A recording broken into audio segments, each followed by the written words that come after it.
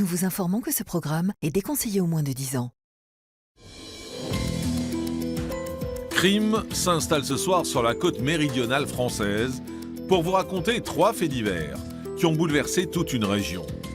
Crime en Méditerranée, c'est tout de suite.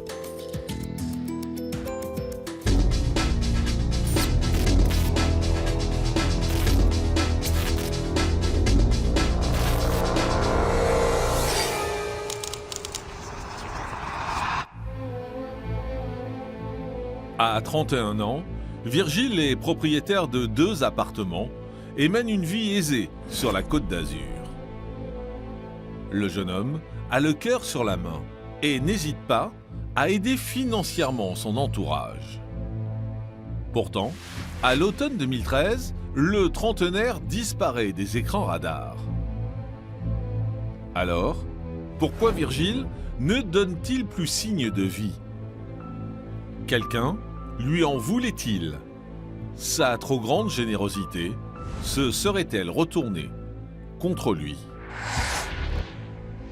Le dernier contact téléphonique de Virgile s'était déroulé le 20 septembre. Après cette matinée, il n'aura plus aucun contact téléphonique et sa ligne sera définitivement abandonnée. À 66 ans, Jacques est un ancien haut fonctionnaire de la Banque de France, passionné de voile et de voyage. Marié 3 fois, il est séparé de sa dernière épouse Catherine et vit sur un bateau aux Baléares. Mais à l'automne 2010, l'homme est retrouvé mort dans les calanques de Marseille, les mains cadenassées et reliées à une ancre. Alors, comment expliquer la fin tragique de Jacques? A-t-il été victime d'un règlement de compte? Et que vont découvrir les hommes de la police judiciaire en enquêtant sur le profil de leur victime?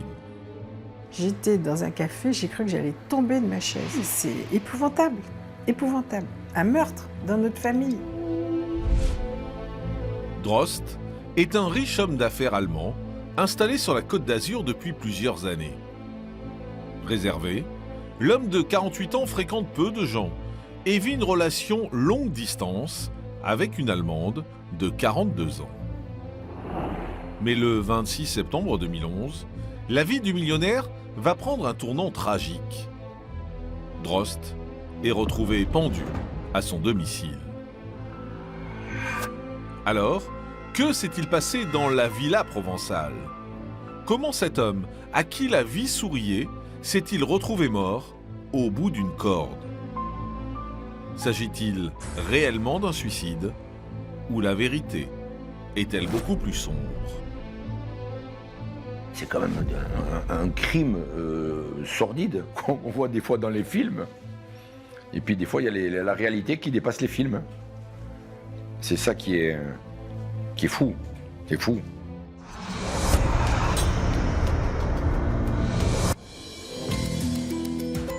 Crime en Méditerranée se rend tout d'abord dans la plus célèbre des stations balnéaires de la Côte d'Azur, à Cannes. En septembre 2013, Virgile, 31 ans, disparaît sans laisser de traces. Découvrez cette histoire bouleversante pour Crime.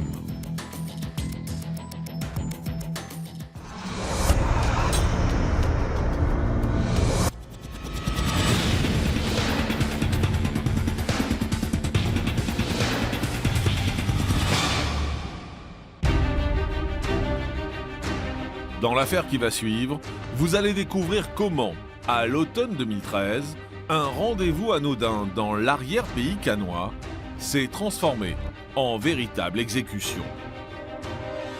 Le récit d'un fait divers bouleversant dans lequel Virgile, un jeune homme de 31 ans, se retrouve victime de sa générosité. 21h15 précise, le téléphone sonne. On trouvait cela louche. Et donc, c'était angoissant. J'ai répondu et j'ai mis l'ampli et tout de suite on a appris. Allô madame, votre fils Virgile a été assassiné, mais nous n'avons pas retrouvé son corps.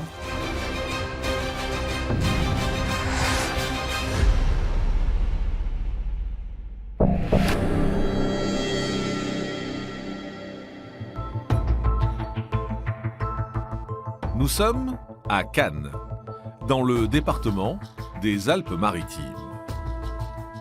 Célèbre dans le monde entier pour son festival de cinéma, la commune de 74 000 habitants voit sa population multipliée par 3 en période estivale. C'est un peu comme toutes les villes de la Côte d'Azur, c'est-à-dire qu'il y a un aspect très touristique, très bling-bling, avec le festival, des tas d'événements qui se déroulent tout au long de l'année. Et puis il y a un côté plus sombre, des quartiers plus populaires qui n'échappent pas à la délinquance. Le samedi 28 septembre 2013, les derniers touristes profitent encore de la chaleur de l'été indien, lorsque Christine se rend chez son avocate. Depuis 13 jours, elle n'a plus de nouvelles de Virgile, son fils de 31 ans. Je lui dis qu'il est majeur et que malheureusement cela arrive que des personnes majeures disparaissent de leur plein gré. Mais ce comportement ne ressemble absolument pas à Virgile. On était toujours au courant, plus ou moins il nous appelait au moins 1 fois, 2 fois par semaine, 3 fois quand il n'était pas là. Il venait nous voir 1 fois tous les 3 jours, toutes les semaines, au moins toutes les semaines. Voilà, les moments les plus longs, c'était 1 semaine au pire. On a vite l'inquiétude qui fait que ça croître. Donc imaginez, tout ce temps sans nouvelles. 1 semaine plus tard, les amis qui débarquent, enfin des amis, des copains pour nous dire on n'a pas de nouvelles, ils étaient inquiets. Face à cette inquiétude et sur les conseils de leur avocate, les parents de Virgile se rendent sans plus attendre au commissariat de Cannes. Alors, où se trouve le trentenaire? Pourquoi ne donne-t-il plus signe de vie? Et Virgile est-il en danger?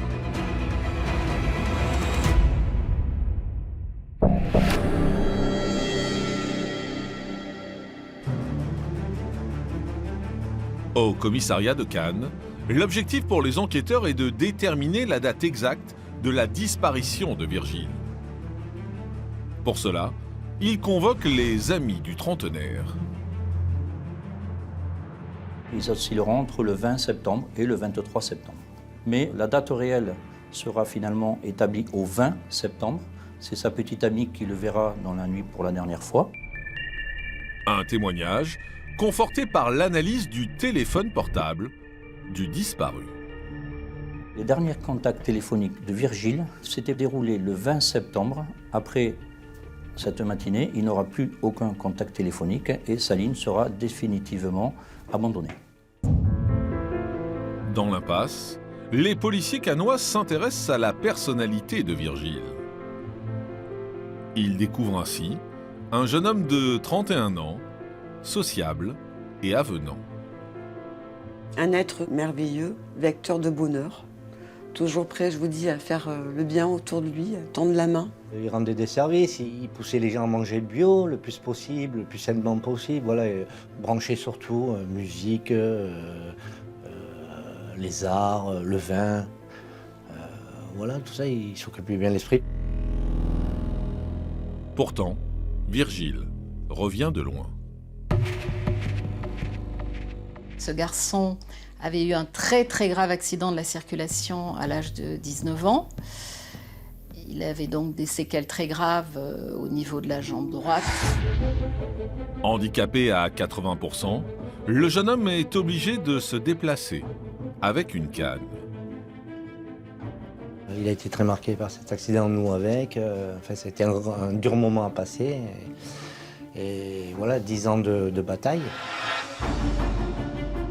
Déterminés à retrouver leur fils au plus vite, les parents de Virgile entreprennent des recherches en parallèle de l'enquête.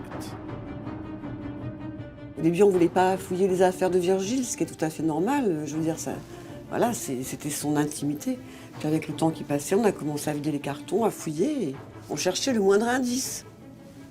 Donc après, avec le temps qui passait, on est à soupçonner tout le monde. Tout le monde. De leur côté, les policiers cannois découvrent une autre facette du jeune trentenaire.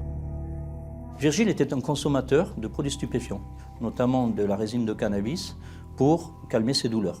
Il était gravement handicapé de la jambe et cela lui permettait d'atténuer toutes les souffrances qu'il ressentait.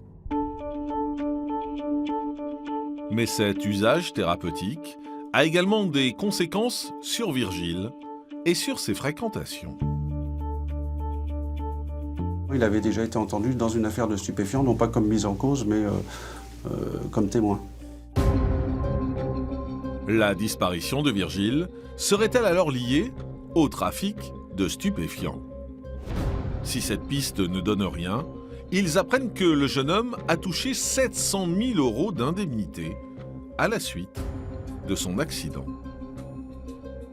Il avait une certaine aisance financière qui lui avait permis d'acheter 2 appartements sur Cannes et le Canet, un qu'il occupait donc et qu'il voulait rénover, et l'autre qui était en location. De nature très généreuse, Virgile n'hésitait pas à aider financièrement son entourage.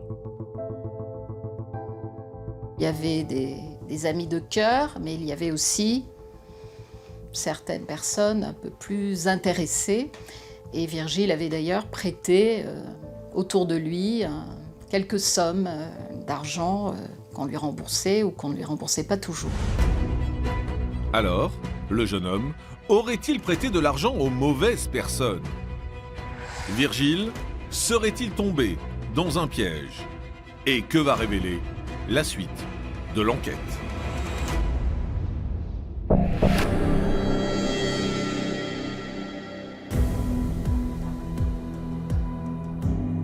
Au commissariat de Cannes, une semaine après l'avis de disparition de Virgile, les policiers se concentrent sur les créanciers du disparu. Et ils inspectent ses comptes bancaires. Les enquêteurs du commissariat vont constater que la personne qui lui devait le plus d'argent, il s'agissait d'un artisan qui s'occupait de la rénovation de son appartement. Au même moment, les parents du trentenaire font une découverte surprenante au domicile de leur fils. Dans les jours qui ont suivi la disparition de Virgile, on va dire une bonne dizaine de jours après, on a retrouvé dans la boîte aux lettres 2 chèques impayés et d'une personne, voilà, et donc on trouvait ça bizarre. D'autant plus que ces 2 chèques sont signés de la main de l'artisan de Virgile. L'homme de 36 ans doit une coquette somme au porté disparu. Un chèque de 30 000 qui a été mis en encaissement le 17 septembre et un autre de 5 000 qui a été mis à l'encaissement le 19. Avant d'auditionner ce créancier, que nous appellerons Michael, les enquêteurs cannois s'intéressent à son profil. Michael habite dans le centre Var avec sa compagne et ils ont un enfant âgé de 4 ans. Michael est le gérant d'une société de rénovation. Il a des chantiers un peu de partout, dans le Var, dans les Alpes-Maritimes, dans l'arrière-pays niçois. Si Michael multiplie les chantiers dans la région, l'homme a pourtant mauvaise réputation. D'après les témoins qui sont entendus, les travaux ne sont pas toujours faits dans les règles de l'art. Et donc, parfois, il y a des chantiers qui laissent à désirer. En novembre 2013, l'artisan est auditionné par les enquêteurs cannois. Il va expliquer qu'il connaît effectivement Virgile, qu'il a travaillé pour lui et qu'il l'a vu pour la dernière fois, quelques jours avant sa disparition, dans un café à Valoris. Depuis, il explique qu'il n'a plus eu de ses nouvelles. Faute de preuves, les policiers le laissent repartir librement. Et tandis que l'enquête piétine, la brigade criminelle de Nice est saisie du dossier 8 mois après la disparition de Virgile. De nouvelles analyses vont alors mettre à mal le témoignage de l'artisan. C'est la téléphonie qui nous apprend que Michael a sollicité plusieurs fois Virgile dans la matinée, très tôt, et que Michael s'est déplacé de son domicile à l'ouest du département pour venir à Cannes, et il a demandé à Virgile de le rejoindre, et donc ils se sont rejoints à proximité du domicile de Virgile. Le contenu des SMS échangés entre les deux hommes ne laisse aucune place au doute. Ils avaient bien rendez-vous le 20 septembre 2013, date de la disparition du trentenaire. Alors, que s'est-il passé lors de cette rencontre? Virgile a-t-il essayé de récupérer son argent? Et Michael a-t-il des choses à se reprocher?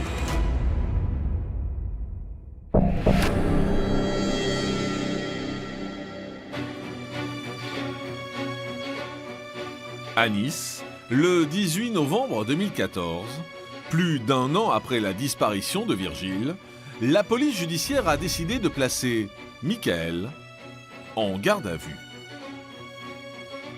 Michael est une personne calme, c'est pas du tout un voyou habituel. Et au début, il répond aux questions, mais il en dit le minimum.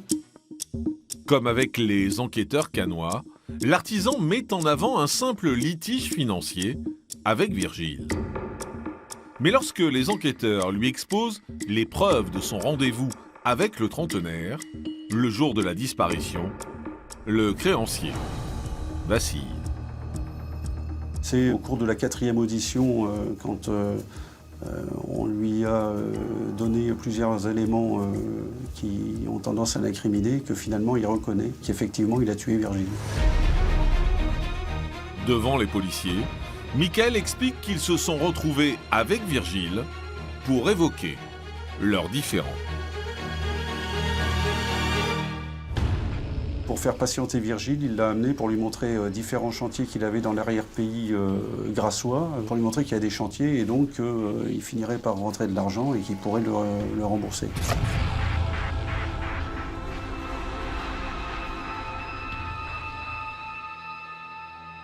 Et puis la version qu'il nous donne, c'est Virgile en a eu marre de cette promenade, l'aurait braqué avec un pistolet en menaçant « je vais te buter ». Michael va réussir en freinant à déstabiliser Virgile. Il va réussir à lui arracher l'arme des mains et il va lui tirer une balle dans l'arrière de la tête. À l'entendre, Michael aurait agi en légitime défense.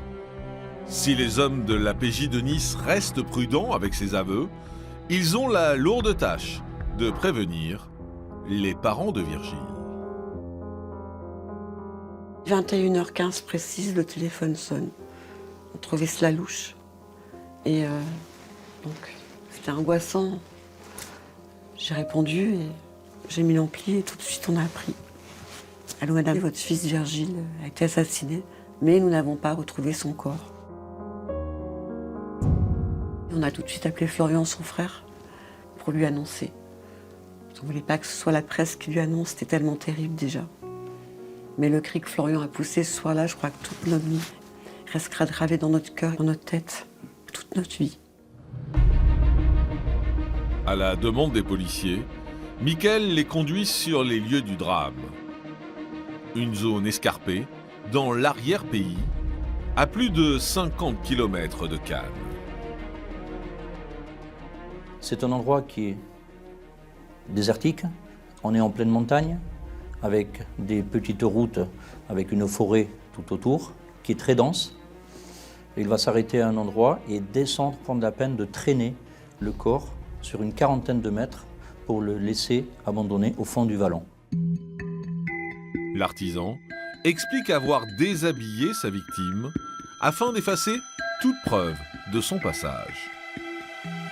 Il a ensuite jeté les vêtements dans une benne à ordures. Parce que quand on imagine comme il a été traité, comme la personne qui lui a supprimé la vie l'a traité. Il l'a abandonné dans un ravin, pour nous les parents, imaginez le cauchemar. Après avoir balisé la zone, les enquêteurs découvrent en contrebas d'un chemin de terre des ossements dispersés. Mais il nous manque un élément qui est essentiel dans notre enquête, c'est la tête, dans laquelle une balle a été tirée. Les expertises génétiques confirmeront qu'il s'agit bien des os de la victime. Pour autant, les enquêteurs de la PJ font encore face à des interrogations majeures. À ce moment-là, on n'a pas l'arme du crime. Et puis, vu la façon dont il déclare avoir tué Virgile une balle dans la tête, comme on n'a pas la tête, on ne peut pas infirmer ou confirmer sa déclaration. Le 20 novembre 2014, l'artisan est écroué et mis en examen pour le meurtre de Virgile. Alors, où se trouve l'arme du crime, ainsi que le reste du corps de la victime? Michael a-t-il dit toute la vérité lors de sa garde à vue?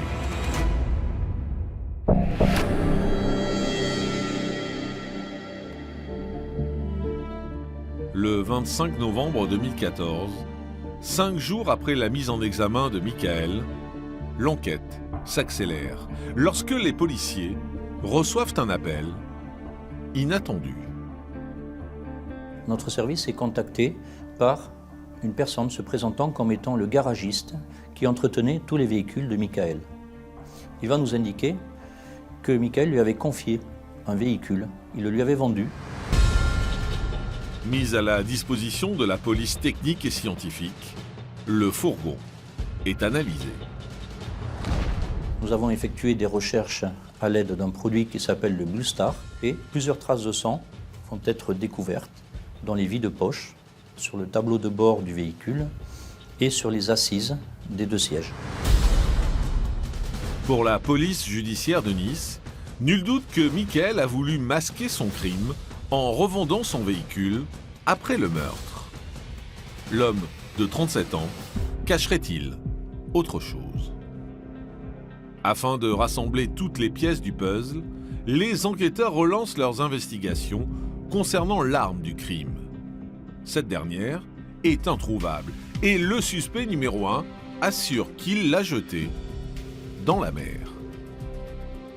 En faisant l'entourage de Virgile, on a découvert un ami à lui qui en fait a reconnu lui avoir prêté successivement 2 armes, un pistolet 22 long rifle et ultérieurement un pistolet 7,65. Et ce témoin affirmait qu'au moment des faits, c'était le pistolet 7,65 qu'il avait prêté à Virgile, qui d'ailleurs se faisait un peu tirer l'oreille pour lui rendre l'arme. Une perquisition est immédiatement menée chez cet ami.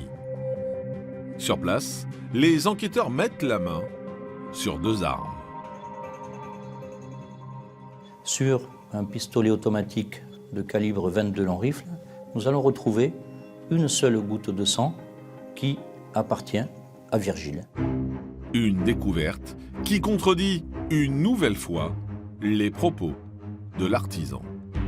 Bien évidemment, ce n'est pas Virgile qui a sorti son arme, mais c'est Michael qui s'est procuré une arme auprès d'un de ses amis et a ainsi prémédité son geste afin de venir récupérer Virgile, le conduire dans l'arrière-pays et l'abattre. À ce stade de l'enquête, un élément crucial manque, le crâne de la victime. Dans l'espoir de mettre la main dessus, la brigade criminelle de Nice se rend alors sur les lieux du drame pour approfondir leurs recherches. En bas du terrain où a été déposé le corps, c'est un terrain très pentu, il y avait un petit torrent. Et donc, certainement que la tête avait roulé dans le torrent. Et effectivement, il y a un riverain qui a récupéré des fragments du crâne. Et là, on a pu, dans la boîte crânienne, effectivement trouver un trou correspondant au calibre 22. Pour les enquêteurs, la préméditation ne fait plus aucun doute. Et le 12 septembre 2017, l'artisan voit son chef d'accusation modifié. Il est désormais mis en examen pour assassinat. Alors, Michael fera-t-il de nouvelles déclarations au cours de son procès? Avouera-t-il l'intégralité des faits? Et surtout, quel sera le verdict?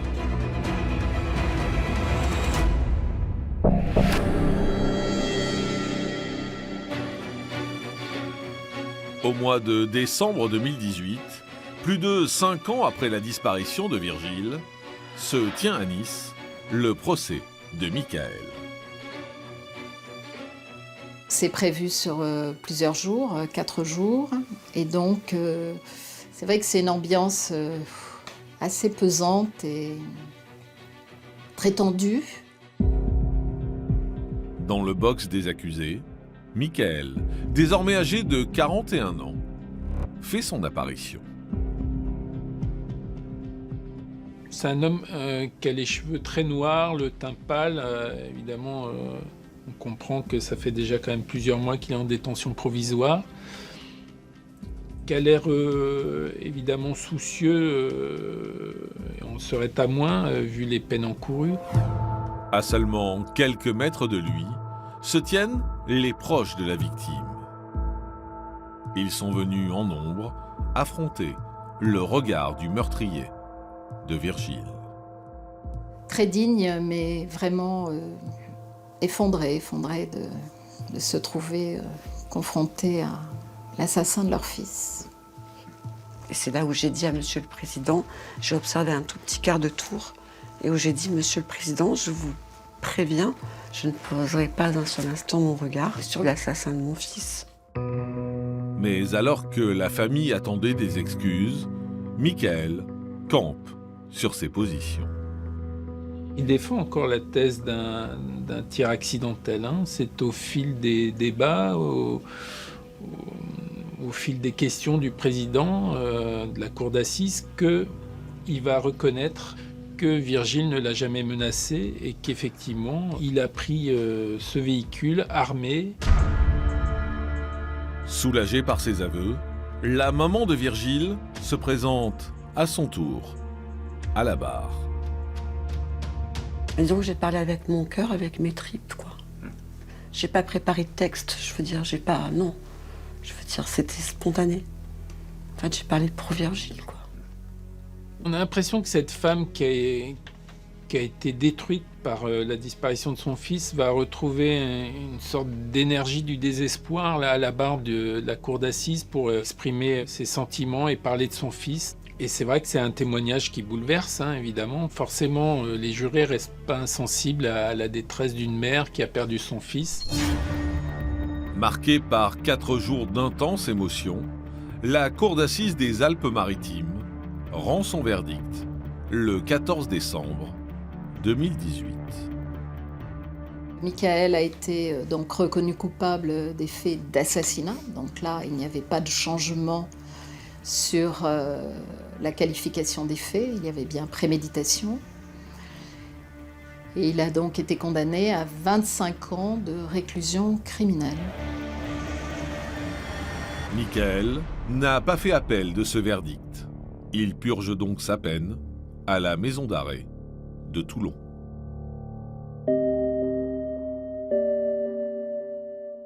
Aujourd'hui, à Cannes, la disparition de Virgile est encore dans tous les esprits. Notamment pour ses parents, pour qui la vie ne sera jamais plus la même. Ah ouais, ça fait mal, ouais. On se relève pas comme ça de quelque chose comme ça, comme tous les parents malheureusement touchés par des affaires comme ça. Il nous manque tellement. C'est pas évident. Il faut le temps, je pense qu'il va nous falloir beaucoup de temps. Beaucoup de temps, malheureusement. C'est comme ça. J'ai bien conscience que le temps passe, mais il va nous falloir beaucoup de temps parce que de toute manière, il sera toujours présent dans notre cœur, toujours présent avec nous autrement.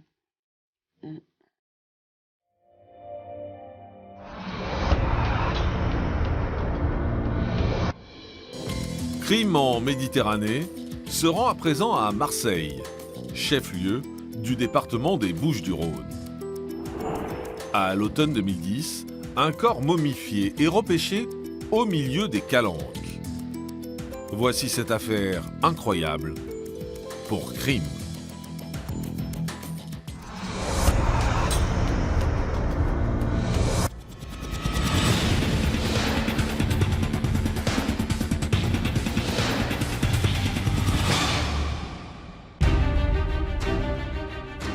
Dans l'affaire qui va suivre, vous allez découvrir l'histoire tragique de Jacques, un haut fonctionnaire à la retraite, tué dans des circonstances troublantes. Un crime au mobile obscur, qui aujourd'hui encore n'a pas livré tous ses secrets.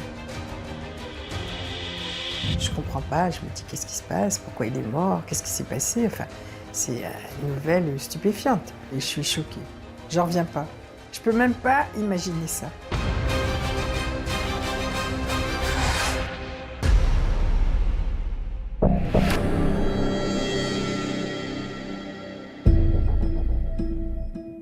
Nous sommes à Marseille, en région Provence-Alpes-Côte d'Azur. Entre sa basilique, son vieux port ou encore sa canebière, la cité phocéenne possède un charme et une richesse culturelle indéniable. C'est une ville qui est ouverte sur la Méditerranée, avec un front de mer absolument magnifique. Puis vous avez entre Marseille et Cassis toute une succession de petites calanques qui ressemblent à des petits paradis où les eaux sont cristallines. Mais derrière sa douceur de vivre et ses traditions provençales, la ville a également la réputation sulfureuse. Il y a un système mafieux qui est installé un peu comme à Naples depuis des décennies à Marseille. On le sait, il y a eu la French Connection, il y a le milieu de la nuit, il y a les trafics de stupéfiants, il y a le grand banditisme, il y a les machines à sous. Bref, Marseille, c'est un petit peu un condensé de tout ce qu'on peut faire en termes de criminalité organisée. Le 4 octobre 2010, aux alentours de 18h40, un Marseillais va d'ailleurs faire une découverte digne d'un film de gangster. Un plaisancier qui rentre sur son cabanon dans la calanque de Marseille-Vert va trouver flottant dans la mer un corps qui est face contre l'eau.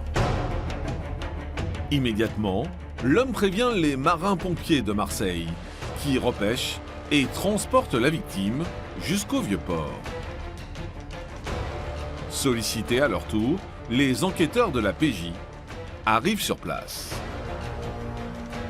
Ils vont vite comprendre que l'homme ne s'est ni noyé ni suicidé, ou alors le suicide est à la sauce très locale, puisque ses mains sont attachées à un système cadenassé, lui-même relié à une ancre, et que sa tête est recouverte, enveloppée comme on aurait embaumé une momie. Pour les enquêteurs, cela ne fait aucun doute. La victime a été assassinée. Mais alors, qui est cet homme? Que lui est-il arrivé? Et pourquoi son corps a-t-il été retrouvé au large des Calanques?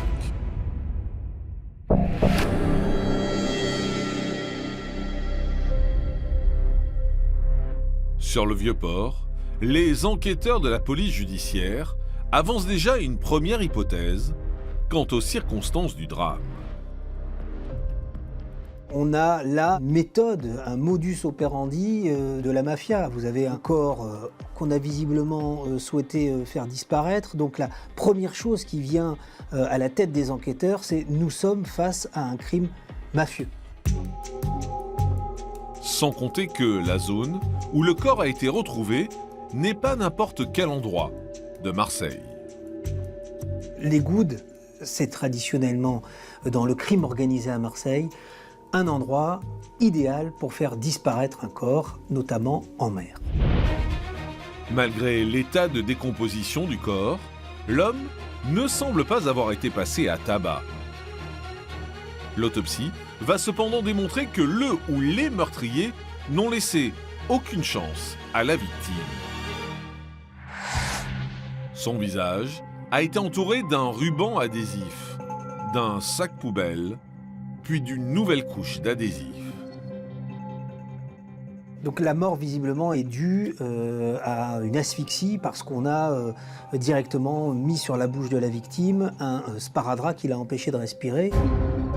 Le médecin légiste estime que la victime est décédée entre le samedi 25 et le dimanche 26 septembre, soit au moins 8 jours avant d'avoir été repêchée.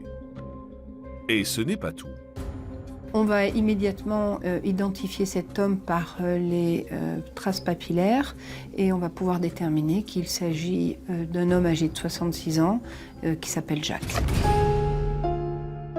Annie, sa sœur, n'oubliera jamais ce moment où elle a été informée de son décès. Bon, je comprends pas, je me dis qu'est-ce qui se passe, pourquoi il est mort, qu'est-ce qui s'est passé, enfin, c'est une nouvelle stupéfiante. Et je suis choquée, j'en reviens pas. Je peux même pas imaginer ça. En se renseignant sur son profil, les enquêteurs découvrent que Jacques était un ancien haut fonctionnaire de la Banque de France. C'était quelqu'un de très brillant, de très intelligent, de séducteur. Il ressemblait un peu à Jean-Paul Belmondo, avec une certaine décontraction et beaucoup de charme. Il attirait beaucoup les jeunes filles. Né à Paris, Jacques passe son enfance et son adolescence à Casablanca. C'est au Maroc qu'il se passionne pour la voile et les voyages. De retour en France, le jeune homme commence une vie sentimentale, riche en rebondissements. Mon frère, s'est marié 3 fois. La première union, c'était un amour de jeunesse. Il n'a pas eu d'enfant. La deuxième union, il a eu 3 enfants de cette union. Et puis, sa femme est décédée dans des conditions tragiques. Un suicide par pendaison, survenu en 1987, après 16 ans de mariage. L'année suivante, il rencontre sur son lieu de travail celle qui partagera finalement sa vie pendant plus de 2 décennies. Une femme de 31 ans, nommée Catherine, de 13 ans, sa cadette. Elle a été fascinée par sa personnalité et elle a dit je vais l'épouser. Donc elle a tout fait pour l'épouser. Et quand elle lui a annoncé qu'elle était enceinte, comme c'était un homme d'honneur, il a décidé de l'épouser. Ensemble, le couple aura 3 enfants. Après avoir vécu à Paris, la famille s'installe au début des années 2000 à Méreuil, dans les Bouches-du-Rhône. Jacques lui transmet sa passion pour les bateaux et Catherine achète son propre catamaran. Mais avec les années, cette vie sur les bords de la Méditerranée s'assombrit. Il était un peu lunatique, si vous voulez. C'est un type qui changeait d'humeur assez facilement.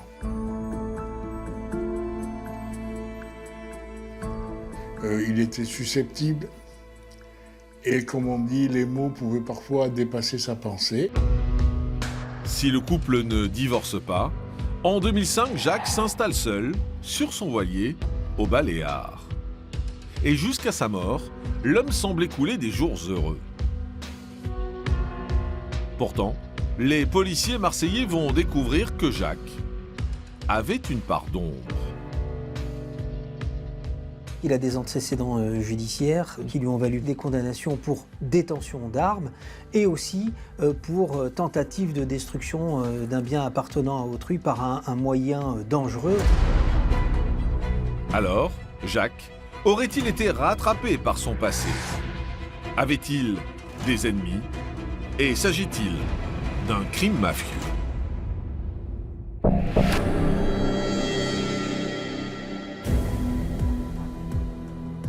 Le 5 octobre 2010, quelques heures après avoir appris le décès de son frère, Annie est contactée par Catherine. Malgré les circonstances tragiques, l'épouse de Jacques semble étrangement calme au téléphone. J'ai une intuition fulgurante, je lui dis mais Catherine, tu nous caches quelque chose. Et là, elle commence à monter sur ses grands chevaux. Mais non, mais qu'est-ce que tu dis? Qu'est-ce que tu penses? Et là, je n'assiste pas et je me tais. Les enquêteurs sont eux aussi étonnés par l'attitude détachée de la veuve. Un étonnement qui laisse place à la suspicion lorsqu'ils découvrent que Catherine est la dernière personne à avoir vu Jacques vivant. Elle va expliquer qu'elle n'a plus de nouvelles de lui depuis le 27 septembre, où elle l'a ramené, dit-elle, au dépose-minute à l'aéroport pour qu'il puisse reprendre un avion pour repartir en Espagne. Afin de vérifier son témoignage, les policiers marseillais épluchent les listes des passagers de tous les vols au départ de Marignane ce samedi 27 septembre. Et très vite, ils comprennent que Catherine leur a menti. Personne au nom de Jacques n'est enregistré pour aller aux Baléares, mais en plus ils vont s'apercevoir qu'au contraire, le lendemain, il y a effectivement une réservation au nom de Jacques à destination des Baléares. Face à cette incohérence, les enquêteurs se demandent si Catherine ne leur cache pas autre chose. Et en interrogeant les proches du couple, ils réalisent que la vie, aux côtés de Jacques, était loin d'être paisible.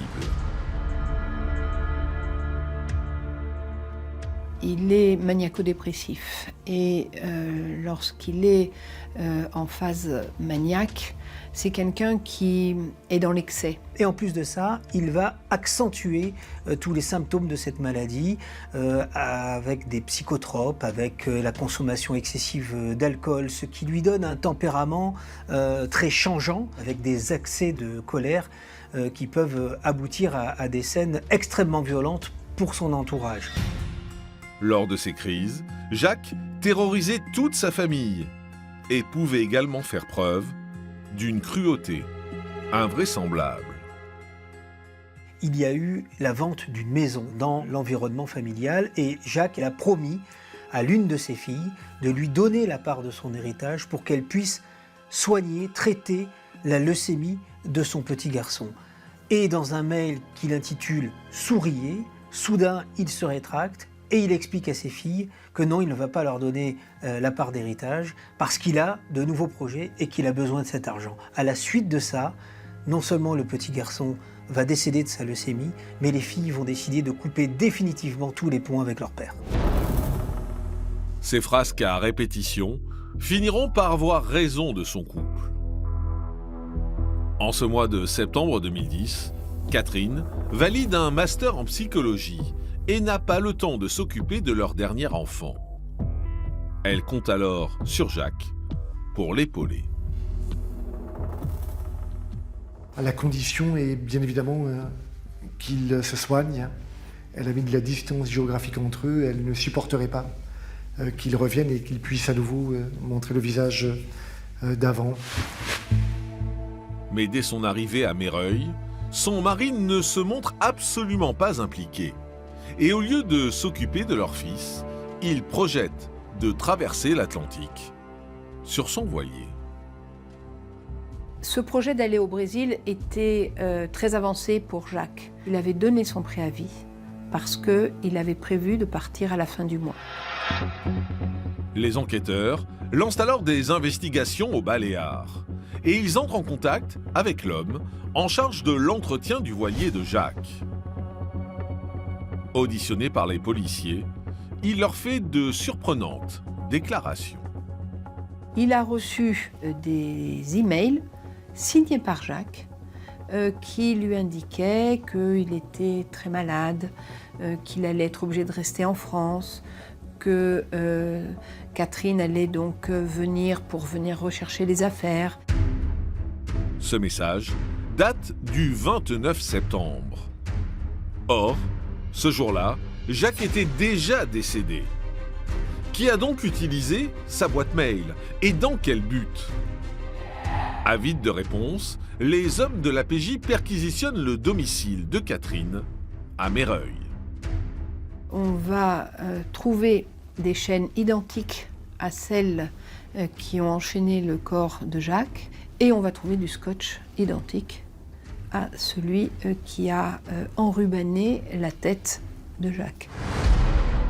En fouillant le catamaran de Catherine, ils saisissent également des cordes bleues et rouges qui ressemblent, curieusement, à celles retrouvées sur le corps de son époux. Alors, s'agit-il d'une simple coïncidence? Ou Catherine est-elle l'instigatrice du meurtre de son mari? Et que va-t-elle révéler aux enquêteurs marseillais?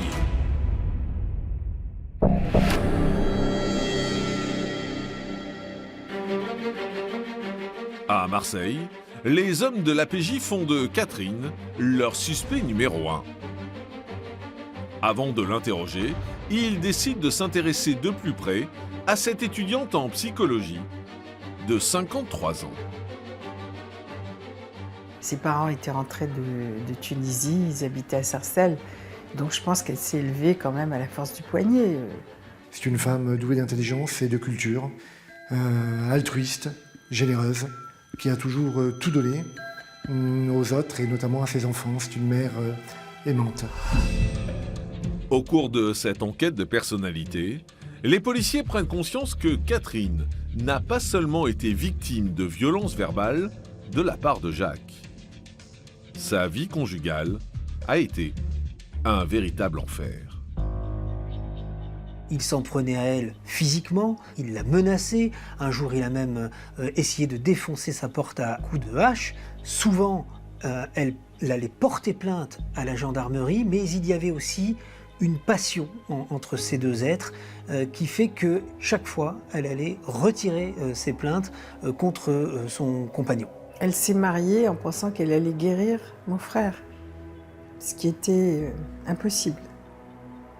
Donc je pense qu'au fil et à mesure des années, elle a pu supporter cette vie. Alors, aurait-elle voulu se venger de Jacques 5 ans après leur séparation? Les policiers marseillais ont en tout cas la preuve que depuis son décès, Catherine usurpe son identité. Ils vont s'apercevoir qu'effectivement, grâce à l'adresse IP, c'est bien elle, c'est bien de son ordinateur qu'est parti ce mail post-mortem. La veuve a la main sur sa boîte mail, mais également sur ses comptes bancaires. Après la mort de Jacques, Catherine procède à des opérations de compte à compte et elle perçoit la totalité de la retraite de Jacques. Outre la vengeance, un mobile financier se dessine. Et les résultats des dernières expertises vont accabler encore davantage Catherine. On s'aperçoit que les clés retrouvées sur le catamaran de Catherine servent bien à ouvrir les cadenas qui enserrent les poignets de Jacques. On s'aperçoit que la chaîne est du même type et que les bouts de cordes retrouvés sur le catamaran sont les mêmes que les cordes qui ont servi à lester le corps de Jacques dans la calanque de Marseille-Vert. Et on retrouve ces empreintes digitales sur le scotch qui a enrubanné la tête de Jacques. Le 17 mai 2011, au terme de 8 mois d'enquête, les policiers marseillais estiment qu'ils ont suffisamment de preuves pour placer Catherine en garde à vue. Alors, quelle attitude adoptera la femme de Jacques lors de son interrogatoire? Avouera-t-elle les faits ou gardera-t-elle à nouveau son sang-froid?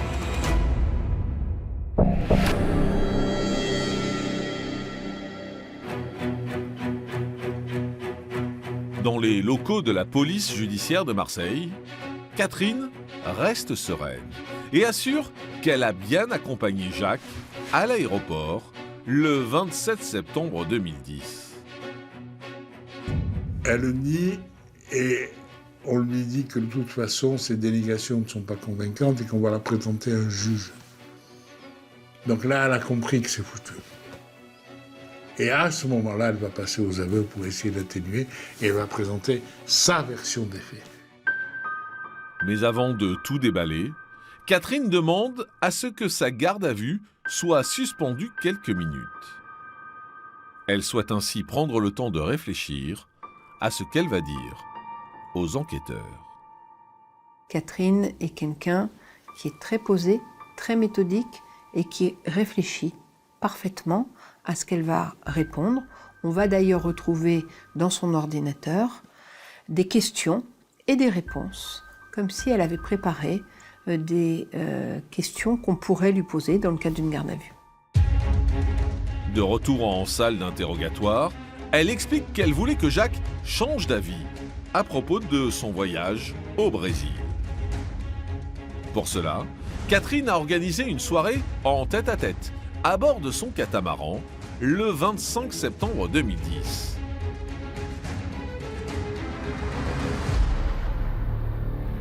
Mais les choses tournent mal. Jacques, en phase maniaque et très agité, est imbibé d'alcool. Au cours de la soirée, elle a profité du sommeil de Jacques, qui était toujours sous l'emprise de l'alcool, pour jeter des bouteilles par-dessus bord. Ce qu'elle raconte, c'est que Jacques se réveille, s'en aperçoit, que s'ensuit une très très violente dispute et qu'il essaye de porter ses mains à sa gorge et de se montrer violent avec elle et de l'étrangler. Dans un ultime corps à corps, elle lui tombe littéralement dessus et avec ses mains apposées sur ses voies respiratoires, nez et bouche, elle va étouffer cet homme sans même prendre conscience qu'elle est en train de le tuer. Paniquée, Catherine rentre chez elle. Avant de revenir, 5 jours plus tard. Elle ne peut plus voir sa tête et son regard accusateur. Elle décide de l'envelopper pour ne plus le voir. On comprend la façon dont est apposé le scotch avec une telle linéarité qu'il l'est sur un corps sans vie. Et elle explique qu'elle va vouloir donner une sépulture marine à Jacques, qui avait toujours rêvé de faire des océans et de la mer sa dernière demeure. Si Catherine donne l'impression de n'omettre aucun détail, son récit comporte des incohérences. Les médecins légistes ne croient pas à la thèse de l'étouffement par la main.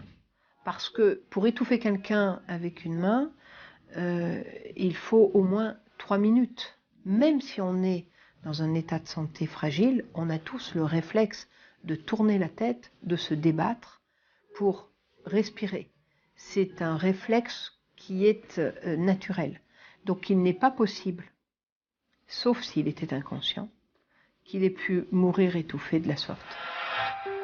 Catherine jure qu'elle a agi en légitime défense et que l'agression de Jacques a fait remonter en elle 20 ans de violence conjugale. Pour son avocat, il est clair que le mobile financier ne tient pas. L'homme n'était à la tête d'aucune fortune, il était criblé de dettes, les huissiers lui couraient après, à un tel point que ses enfants renonceront à la succession. À l'issue de la garde à vue, Catherine est placée en détention provisoire.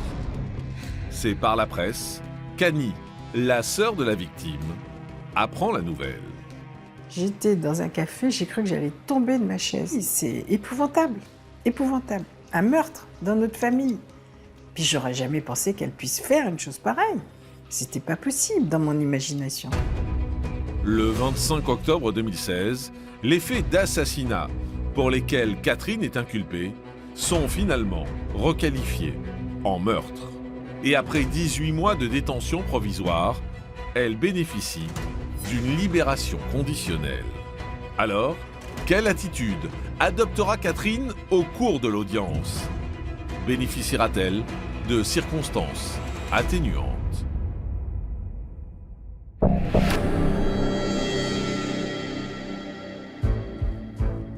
Le 22 mai 2018, plus de 7 ans après le meurtre de Jacques, s'ouvre le procès de sa femme devant la cour d'assises des Bouches-du-Rhône.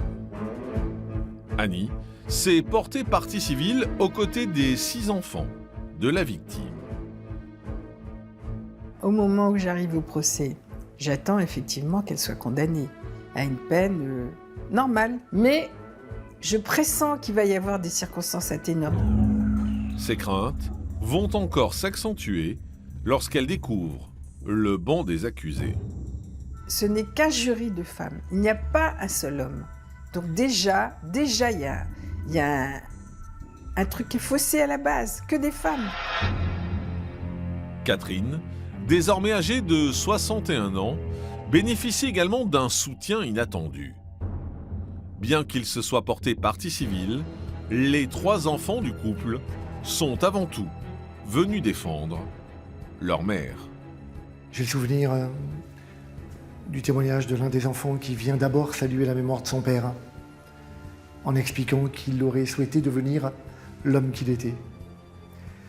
Et cet enfant d'expliquer que ça c'était pour les éclaircies, et de demander au juge d'entendre d'entendre parler les nuages.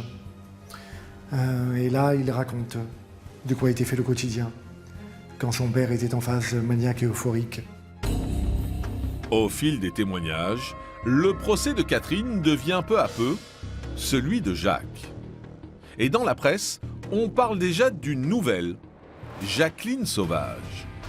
Elle avait la même explication. Je suis la victime de mon mari, il voulait me violer, il voulait m'étrangler, je n'ai fait que me défendre. Et c'est arrivé en pleine époque où le retentissement de la grâce de Jacqueline Sauvage produisait ses effets.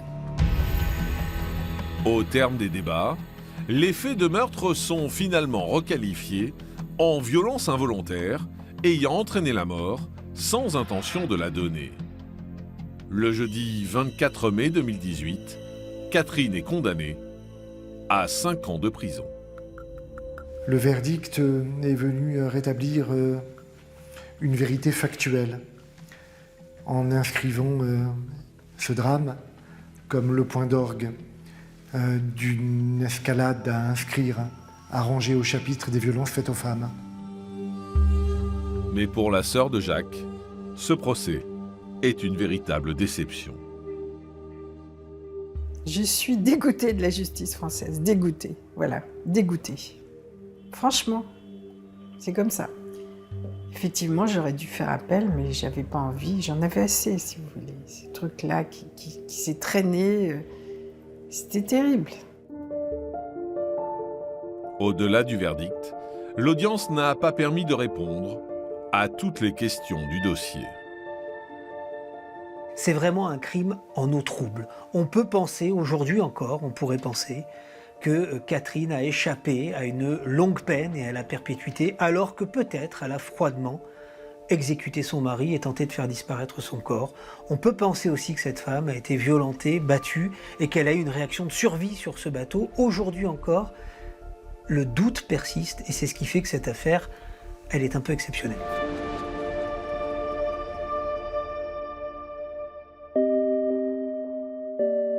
Aujourd'hui, presque une décennie après la disparition de Jacques, Annie reste bouleversée par le meurtre de son frère. Un homme singulier qu'elle appréciait malgré ses défauts.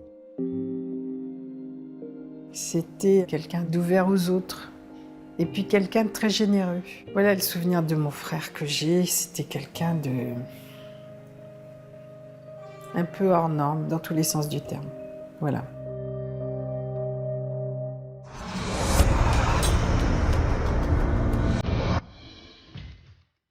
C'est à Èze que Crime en Méditerranée se dirige maintenant. Un village prisé de la Côte d'Azur, situé entre Nice et Monaco. Le 26 septembre 2011, un riche homme d'affaires est retrouvé pendu dans sa villa. Découvrez ce document inédit pour Crime.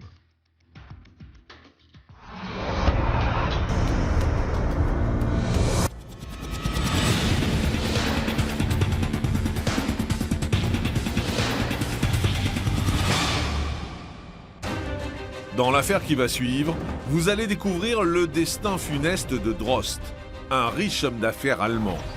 L'histoire d'une mort suspecte dans un village de la Côte d'Azur qui plongera les gendarmes dans une enquête complexe, longue, de 6 ans. On s'aperçoit que le nœud est quand même assez bizarre pour quelqu'un qui veut se pendre. C'était pas un nœud coulant. On a l'impression que le nœud a été fait à l'envers. C'est-à-dire que c'est plutôt quelqu'un qui a fait le nœud plutôt que la personne qui s'est pendue qui a fait le nœud.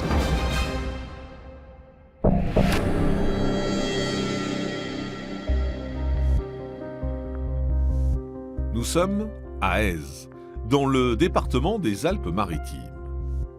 Avec ses maisons pittoresques et son panorama d'exception sur la Méditerranée, la commune perchée fait partie des plus beaux villages de la Côte d'Azur.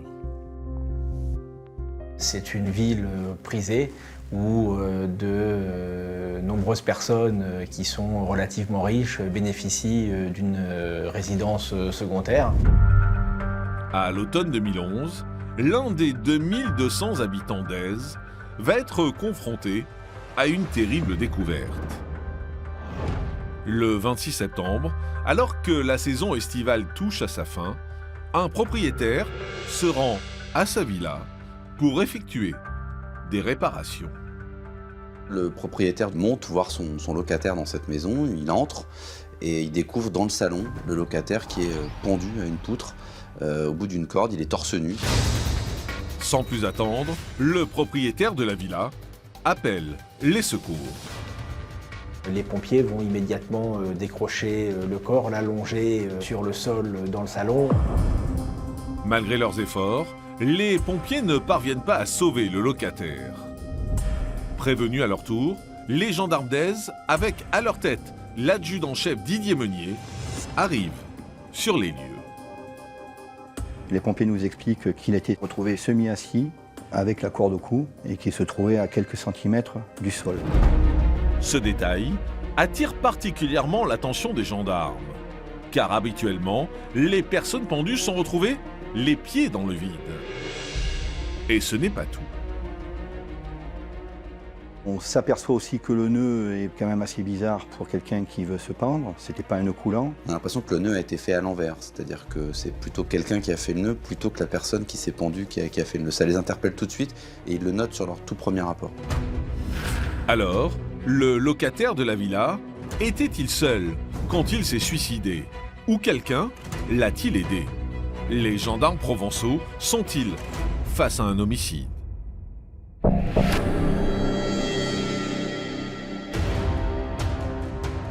À Aise, le propriétaire de la villa communique aux enquêteurs l'identité de son locataire.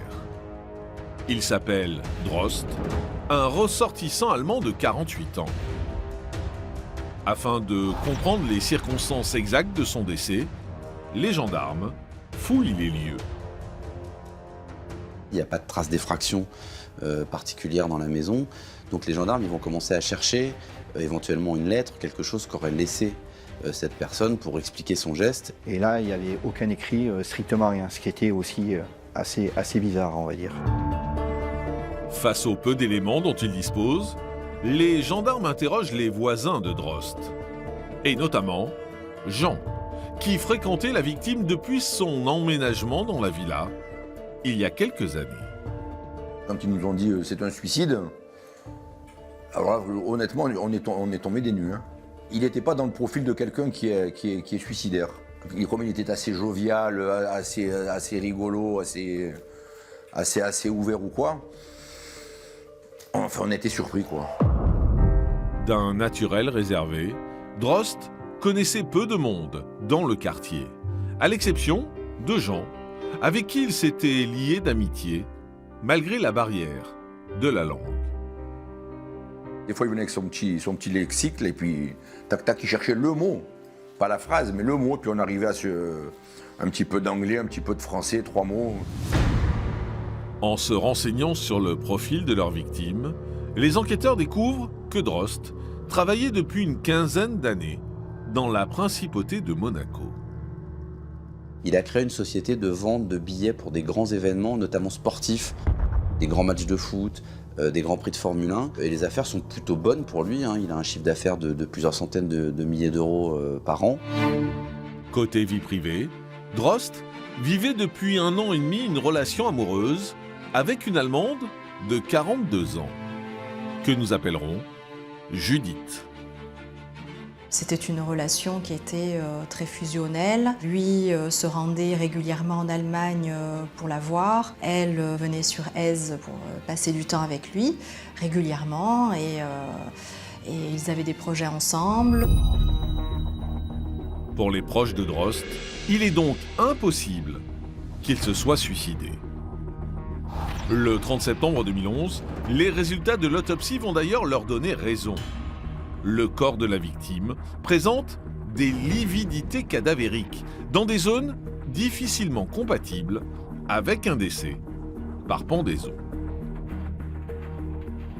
Pour faire simple, les lividités cadavériques, ce sont des traces de sang. Le sang s'écoule dans le corps lorsque le corps reste dans une certaine position. Le médecin légiste part du principe que le corps a été retrouvé en position semi-assise, donc les lividités cadavériques auraient dû être retrouvées dans le bas du corps. Or, le médecin légiste a trouvé des lividités un peu partout sur le corps. Ça peut effectivement paraître étrange pour un suicide. Deux explications dans ce dossier. La première, c'est que effectivement la victime a été assassinée, puis traînée jusqu'au lieu de pendaison. La deuxième explication, c'est que lorsque les pompiers ont décroché le corps de Drost, eh bien, son corps n'était pas encore totalement rigide et qu'en le déplaçant, ils auraient pu créer des lividités cadavériques.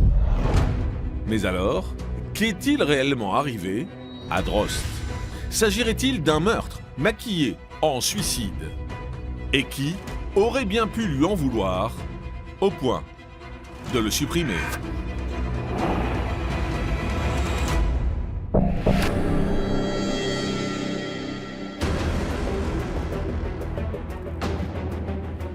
Le 27 septembre 2011, au lendemain de la découverte du corps, les gendarmes reçoivent un fax intrigant de la part du demi-frère de la victime. La victime avait rendez-vous avec son ex-compagne pour régler une histoire financière, une histoire de dette. Donc les gendarmes se disent, tiens, c'est bizarre, il a rendez-vous avec son ex la veille du moment où on va le retrouver chez lui pendu. Originaire d'Allemagne de l'Est, cette femme de 41 ans a fait la connaissance de Drost en 2007. Ils se sont rencontrés de manière assez singulière. Grit a répondu à une annonce qui avait été passée par Drost dans un journal. Ils vont se rencontrer, se lier d'amitié, voire plus. Et quelques temps après leur rencontre, Drost va avoir des problèmes avec la justice. Il va être notamment inculpé en Allemagne pour des faits d'escroquerie. Dans le cadre de son contrôle judiciaire, Drost s'installe d'abord chez Grit, en Allemagne, avant de retourner à Aise. Sa compagne le suit et l'aide à développer son activité professionnelle. Grâce à Grit, il pouvait aller dans d'autres pays d'Europe pour vendre des billets car elle maîtrisait les langues étrangères. Elle a même été son employée. Et puis ensuite, ils se sont séparés. Suite à leur rupture, Grit se retrouve sans revenu. Une situation inacceptable pour elle. C'est vrai que lorsque Grit intervient dans la société de Drost, eh bien ses bénéfices vont augmenter fortement. Et lorsqu'ils vont se séparer, Grit va considérer que Drost lui doit de l'argent et cet argent, elle ne le verra jamais. Mais Judith, la dernière compagne de Drost, informe les enquêteurs que le ressortissant allemand continuait de soutenir financièrement Grit.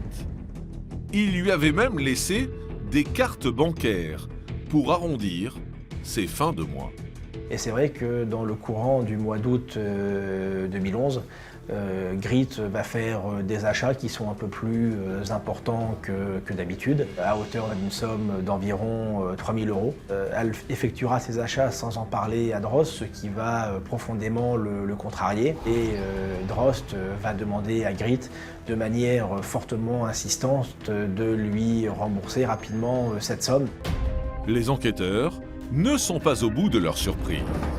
Le 5 octobre 2011, ils apprennent qu'une étude notariale de Monaco a reçu le testament de Drost 2 jours après sa mort. Ce testament désigne comme bénéficiaire Grit. Drost lui lègue la totalité de sa fortune. Alors, pour quelle raison la victime aurait-elle rédigé un tel testament? Ce document est-il recevable? Et que va révéler Grit aux enquêteurs?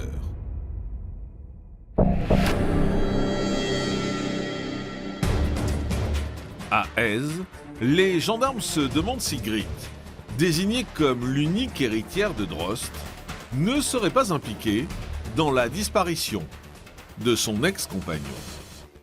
Il y a un mobile, c'est-à-dire que il y a de l'argent. C'est-à-dire que là, on est sur un héritage qui est pas neutre. C'est plusieurs centaines de milliers d'euros. C'est une société qui tourne plutôt bien, la société de la victime. Donc là, il y a quand même un petit pactole à récupérer. Donc là, il y a un mobile meurtrier possible quand il y a beaucoup d'argent à récupérer.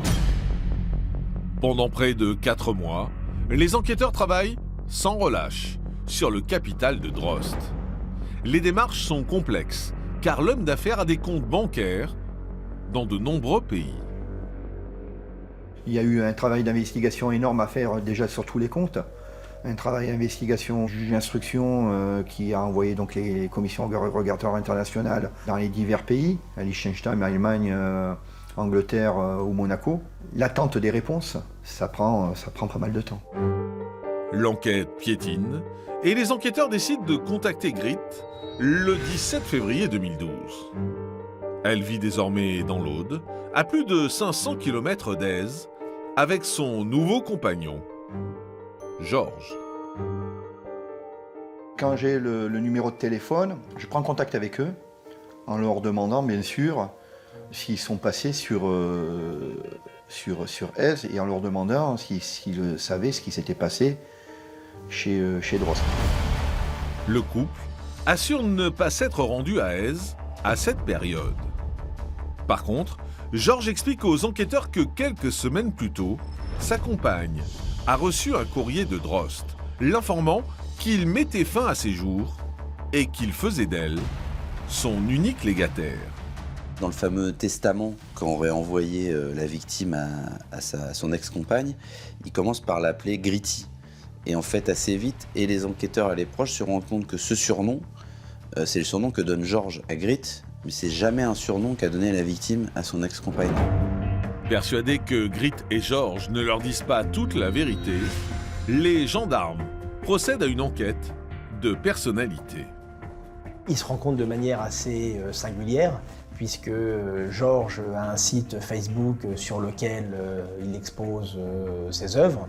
Grit va tomber sur ce site Facebook et immédiatement va demander Georges en ami, va immédiatement, en tout cas très rapidement, s'intéresser à ses œuvres, à son art. Dès leur première rencontre, au cours de l'été 2010, Georges a un coup de foudre pour Grit. Le peintre lui fait part de ses sentiments et elle accepte de s'installer chez lui, dans le sud-ouest de la France.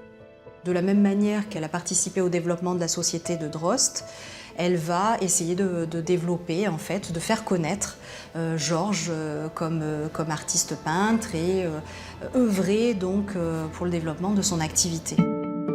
Mais derrière ce tableau idyllique se cache un quotidien peu reluisant, et notamment pour Grit, habituée au faste et à l'opulence. Elle travaille pas beaucoup, elle est avec un peintre qui vend pas ses toiles, donc forcément les fins de mois sont compliquées. Donc elle est dans une situation où à la fois elle a choisi une vie un petit peu plus bohème, mais où financièrement c'est compliqué. En fouillant dans le passé de Georges, les gendarmes font une découverte de taille. L'homme de 45 ans a déjà eu affaire à la justice.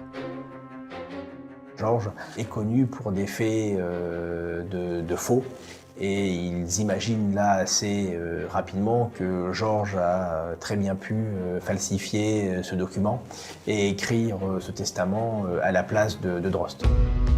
Les enquêteurs font alors appel à des experts graphologues afin d'analyser la lettre et le testament de Drost.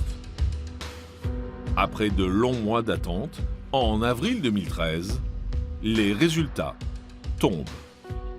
Ils vont se rendre compte que non, ce n'est pas Drost. Donc qui a écrit cette lettre? Ce n'est pas non plus Grit, mais ça aurait pu être Georges sans qu'il ne l'affirme vraiment. Ils vont aussi regarder l'écriture, la syntaxe, l'orthographe. Ils vont se rendre compte qu'il y a énormément de fautes d'orthographe dans la lettre, ce que n'aurait jamais fait Drost car il était très attaché à ces détails-là.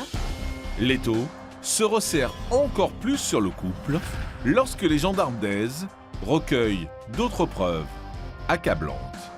Leur véhicule a été vu par les vidéos de caméras surveillance sur les lieux à Aise. Ils avaient changé les plaques d'immatriculation. Et puis, lorsqu'ils ont pris la route du retour, leurs téléphones portables ont borné sur les différentes antennes le long du parcours. Alors, comment les deux amants vont-ils réagir lors de leur interrogatoire? Avoueront-ils les faits? Et les proches de Drost connaîtront-ils enfin les circonstances exactes de sa mort?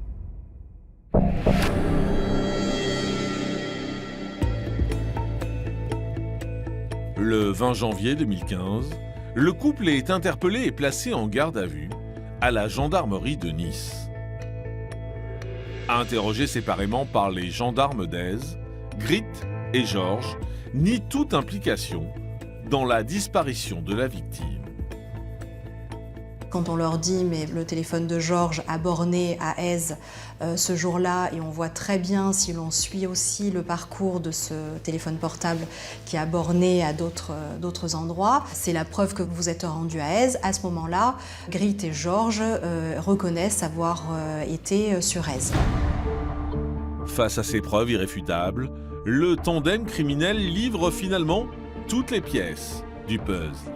L'incroyable scénario qui en découle est celui d'un crime presque parfait. Le projet, il commence d'ailleurs à plusieurs centaines de kilomètres de Aise parce qu'il commence par acheter des gants, une corde et une baramine dans un petit supermarché à côté de Carcassonne. Donc après, ils se rendent en voiture jusqu'à Aise, ils font quelques centaines de kilomètres, ils changent les plaques minéralogiques de la voiture par souci de discrétion. Et donc, ils arrivent dans cette maison à Aise avec la volonté claire d'éliminer la victime. Le couple a pensé à tout, et même à son arrivée chez Drost. Afin de mettre à l'aise sa future victime, Georges a apporté des peintures. T'es bon enfant, donc il s'est senti en sécurité, il dit moi c'est sympa, il a dit regarde je fais ce tableau et ça serait sympa que je puisse exposer à Monaco. Ce qu'il voulait c'est qu'il soit détendu, on va dire, qu'il ne s'aperçoive pas qu'à un certain moment, Georges allait lui donner un coup de barre de fer. Le café n'est pas encore servi quand Grit et Georges mettent leur plan diabolique à exécution. Une bagarre éclate, Drost tombe sur le dos, Georges arrive à se mettre sur lui, prend la baramine et par une poussée de haut en bas, appuie au niveau de son cou, en essayant de faire croire qu'il s'agit d'une pendaison dans la mesure où c'est au même endroit que la corde passe. Après quelques minutes de lutte, Drost cède et rend son dernier souffle. Et après, ils font cette espèce de stratagème de l'accrocher à une poutre avec la corde en faisant le nœud. C'est d'ailleurs comme ça qu'on se rendra compte que le nœud, effectivement, il a été fait par une tierce personne et pas par la victime. Donc ils vont vraiment essayer de constituer une histoire et un scénario de suicide qui se tiennent. Grâce aux aveux du couple, les enquêteurs comprennent également pourquoi la victime a été retrouvée à moitié nue. Grit explique que c'est elle qui enlève la chemise et qui va nettoyer les taches de sang sur le corps de Drost. L'ex-compagne passe alors plus de 3 heures à nettoyer leur passage. Pour les enquêteurs, l'affaire semble bouclée. Mais quelques jours après avoir avoué cet assassinat, Georges se rétracte. Il est revenu sur ses aveux et puis il a échafaudé tout un tas de versions jusqu'à parler d'hommes de l'Est qui les auraient menacés pour commettre ce meurtre en fait. Et après Georges, c'est au tour de Grit de changer de version.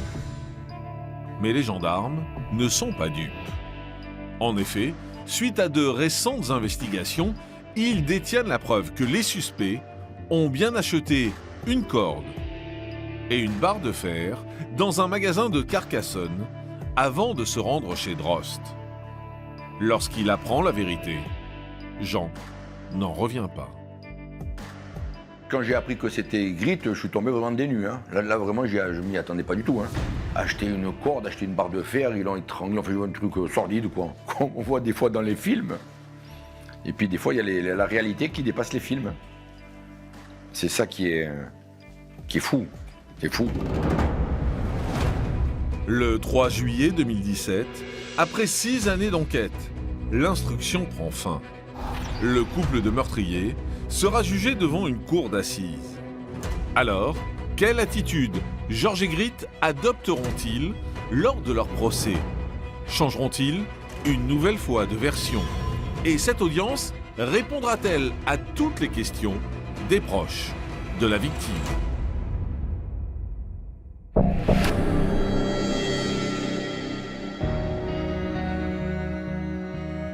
Le 5 novembre 2018, 7 ans après la mort de Drost, le procès de Georges et Gritt s'ouvre devant la cour d'assises des Alpes-Maritimes. Tous les proches de la victime sont impatients de découvrir la stratégie que vont adopter les accusés.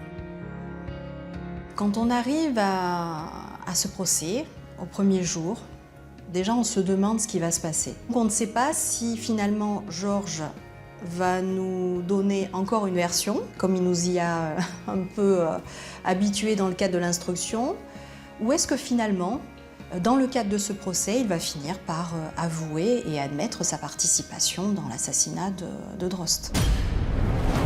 Tandis qu'ils encourent la réclusion criminelle à perpétuité, Gritt et Georges font leur apparition dans la salle d'audience. Georges est arrivé dans le box en trébuchant. Juste après, Gritt est apparue. Elle avait les yeux humides, les joues rougies. On la sentait fatiguée, hein. On la sentait quand même accablée. Hein. Puis c'est-à-dire quand on a commis un acte pareil, moralement, ça doit quand même agiter, parce que quand on voit les faits comme ils ont été relatés, c'est quand même un crime sordide. Pourtant, le couple désormais en instance de divorce ne semble pas prêt à en assumer les conséquences.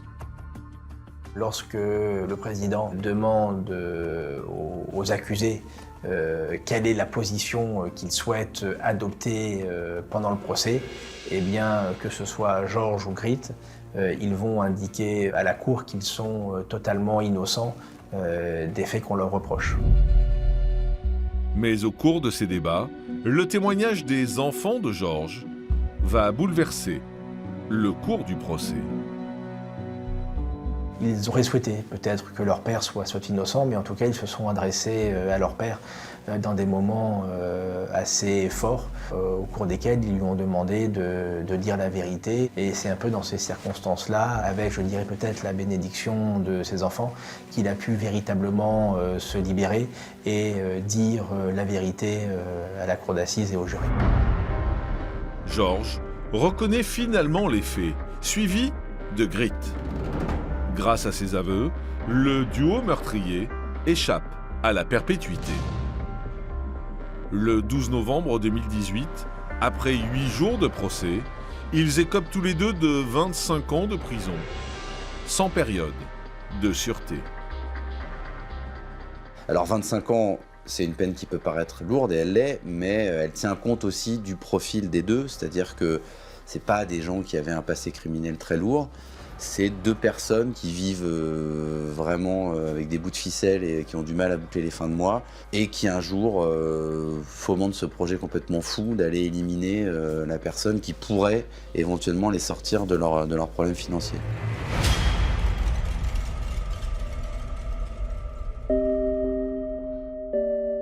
Aujourd'hui, plus de 8 ans après les faits, la disparition de Drost laisse encore un terrible vide dans la vie de ses proches. Mais la condamnation de ces assassins est un soulagement pour tous, et notamment pour sa compagne, Judith. Je pense qu'elle voulait absolument savoir déjà ce qui s'était passé pour son ancien compagnon, pour peut-être essayer de faire son deuil et laisser le temps faire son œuvre. Et, je pense qu'elle est déjà apaisée par cette condamnation et elle va pouvoir passer à autre chose.